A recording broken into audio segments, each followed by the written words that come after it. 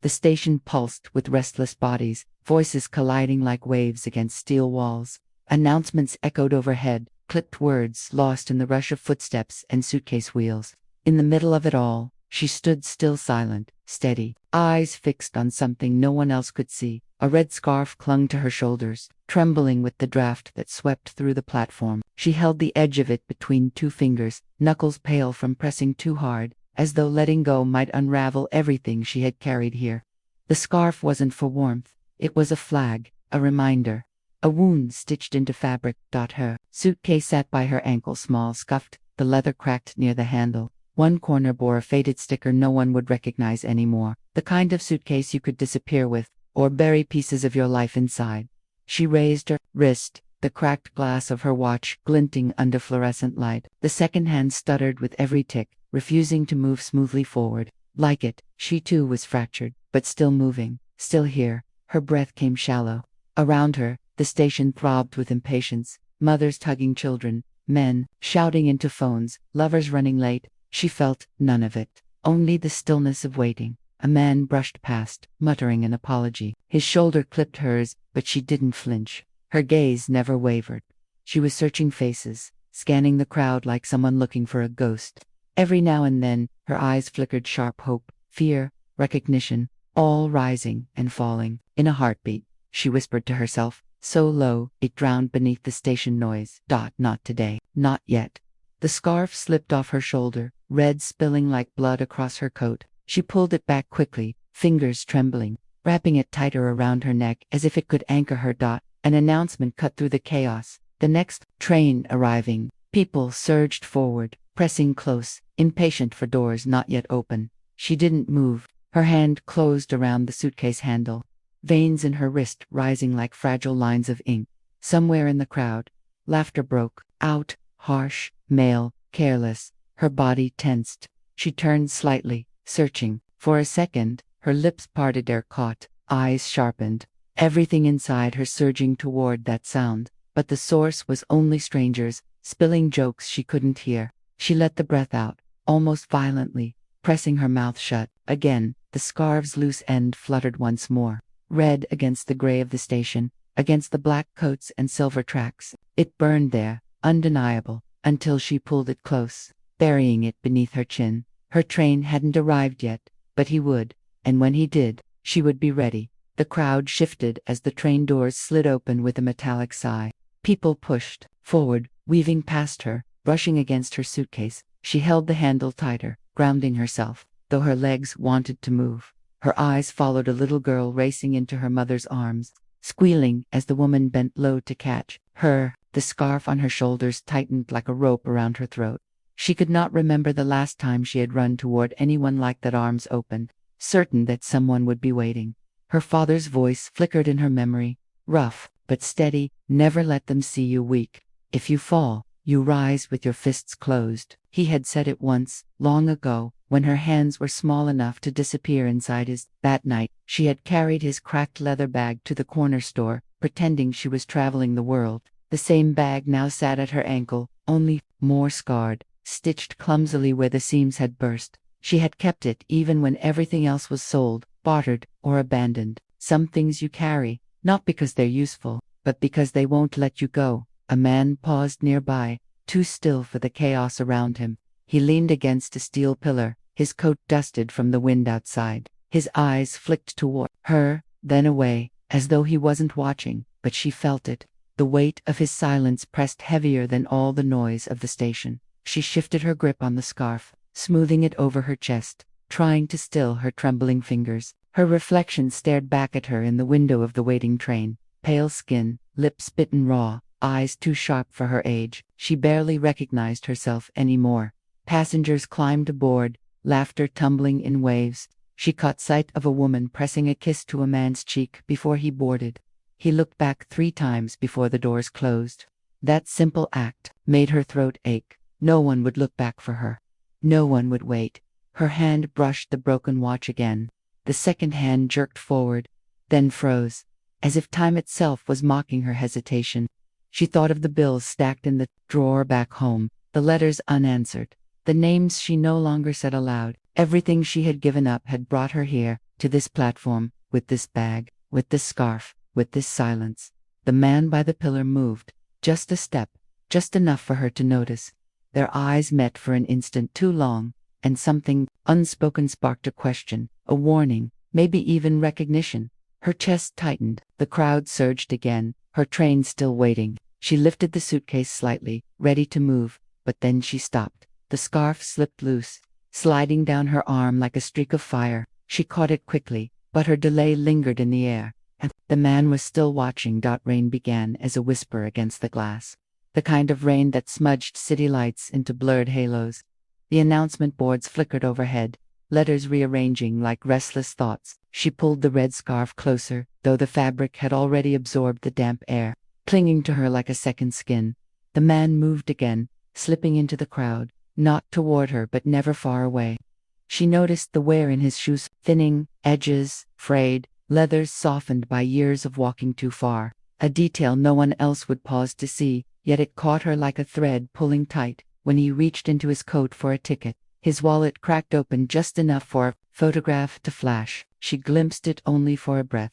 A child's face, edges creased from being folded too many times. She felt something twist inside her chest.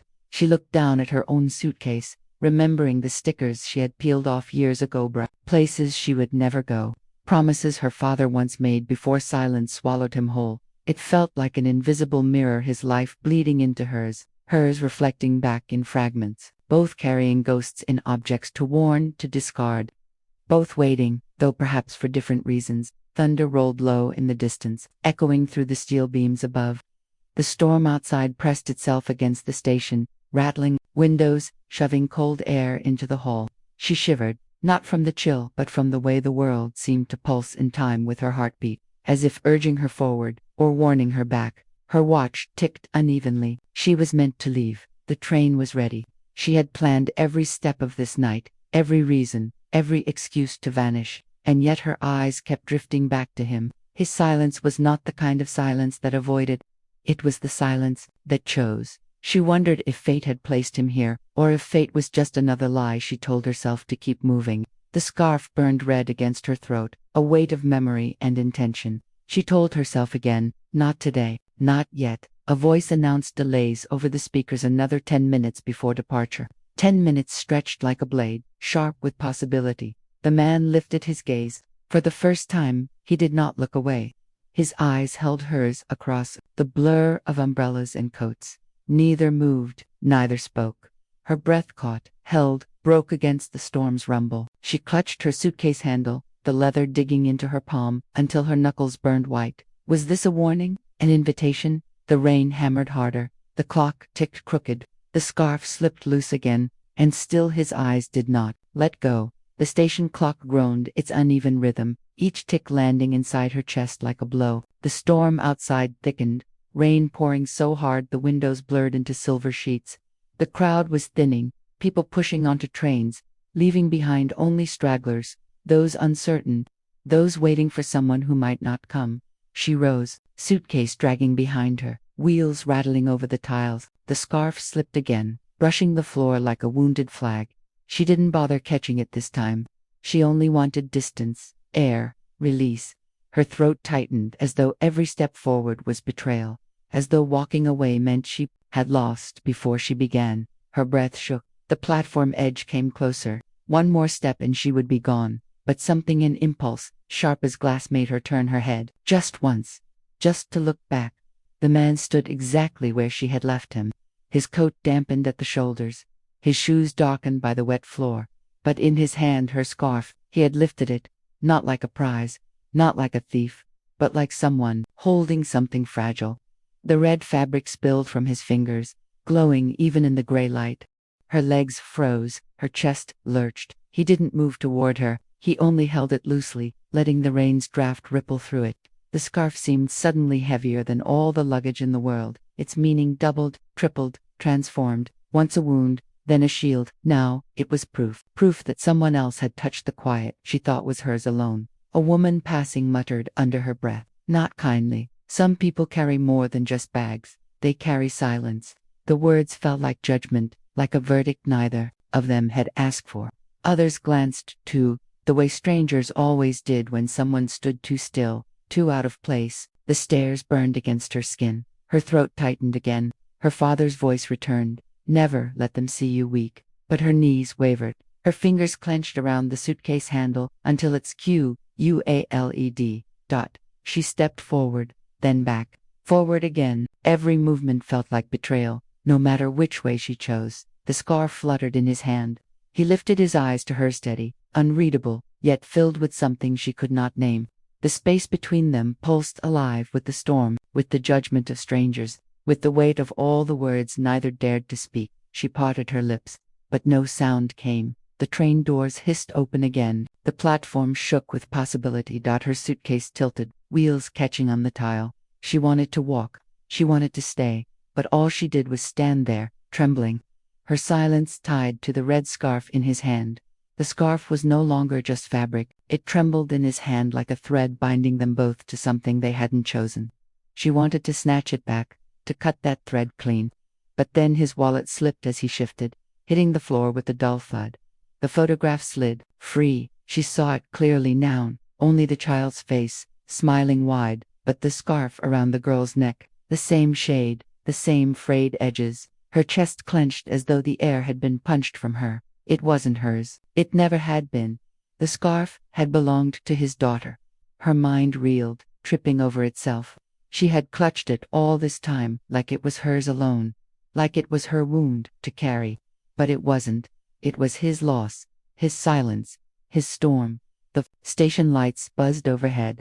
She could still hear her father's words echoing, the ones that had shaped her spine. If you fall, you rise with your fists closed. She whispered them again, but the words felt wrong now, heavier, as though they weren't armor anymore, but a chain. Her watch ticked unevenly, skipping beats. She lifted her wrist, staring at the cracked glass. Time bent back on itself.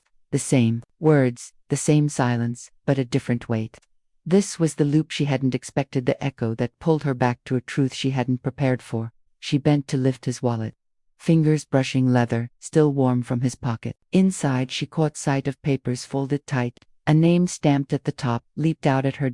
Her breath stopped. It was the company letterhead, the one she had stared at just last week when she sent her desperate application, the one she had folded into an envelope with shaking hands, the same company that had written back coldly, position filled, and here he was. Not just another man, not just another stranger, but the one who held power over the door she had been clawing at for months. The scarf, the photo, the name. It all pressed into her like blades. She was no longer standing at a train platform. She was standing at a crossroads. She could not turn. Her suitcase handle groaned as her grip tightened. Her knees felt weak, but her chest burned with something sharper than fear. It wasn't just chance. It couldn't be. Fate or cruelty, it didn't matter. The loop had closed. The train doors opened again, but this time she didn't look at them. She turned toward the inner corridor, where the air grew heavier, where choices thickened like smoke, and she walked forward, into the room where nothing would stay the same. The corridor swallowed sound.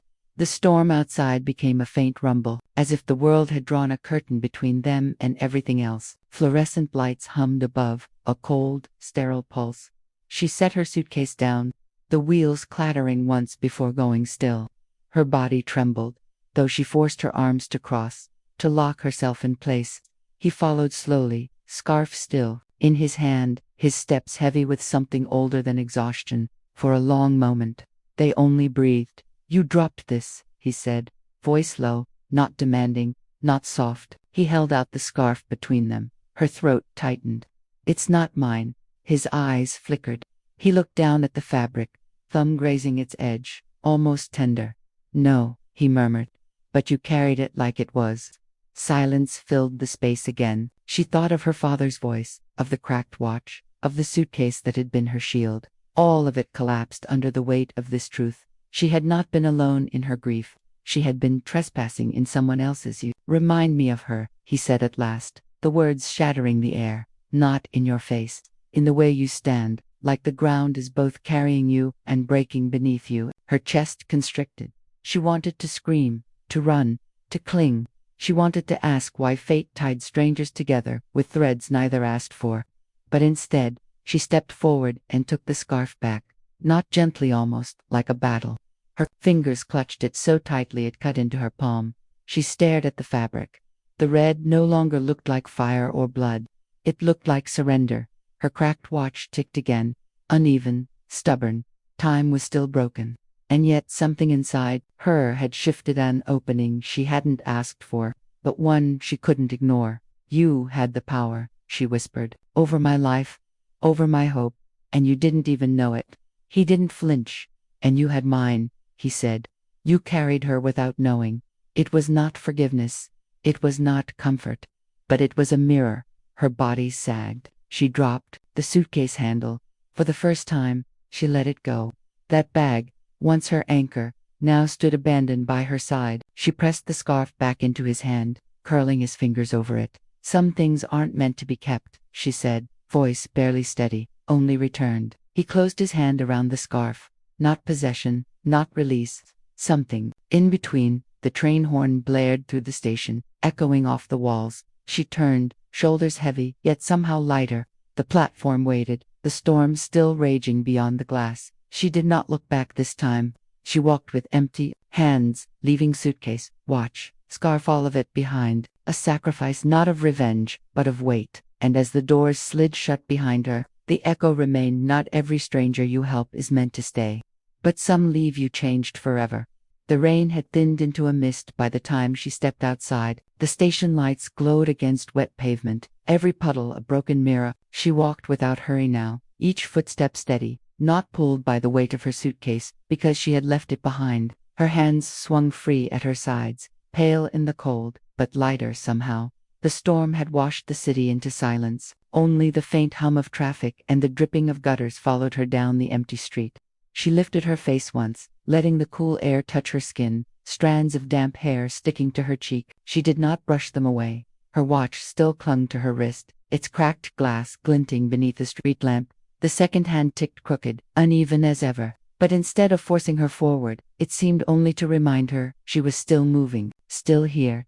She thought of the scarf, folded now in another man's hand.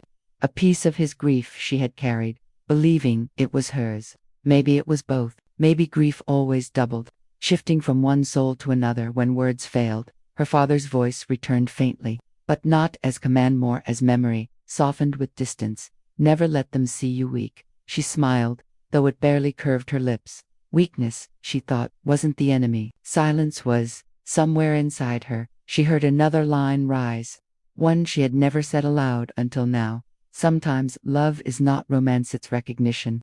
She paused at a corner, waiting for a light that flickered endlessly between red and green. The city smelled of wet asphalt and smoke, familiar yet different, as if she were walking through a place she had known all her life, but had only just begun to see. She would not tell this story to anyone, not in words, not yet, but she knew the scarf, the suitcase, the broken watch, they would live with her, not as burdens, but as reminders. Proof that even strangers can alter the shape of your silence. A bus rattled past, spraying water onto the curb. She stepped back, then laughed quietly, the sound small but startling to her own ears. It felt like the first time she had heard herself in years.